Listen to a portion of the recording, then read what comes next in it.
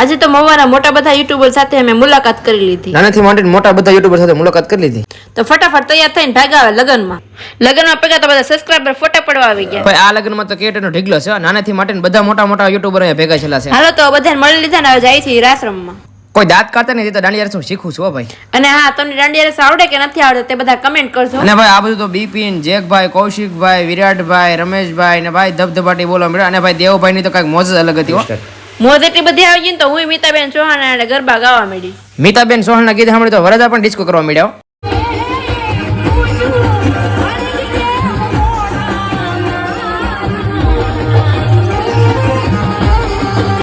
વરદાભાઈ નો disco જોઈને તો ભાઈ કૌશિકભાઈ ડોન ઉડાડી નાખ્યો. દાંડિયા રસ પૂરા થઈ ગયા ને હવે ભાગા ઘેરે. વચ્ચે અરવિંદભાઈ મળી જાય ને એ ભાઈ ડોલર છાપવા માંડ્યા. પછી તો ભાઈ આપણા મવાના ફેમસ યુટ્યુબર કૌશિકભાઈ ફોટોગ્રાફી કરી નાખી. અરે જેકભાઈ ક્યાં રહી ગયા હતા? હવે બધા ભેગા થઈ ગયા તો એકવાર હેલો મોવા કરી જ નાખી.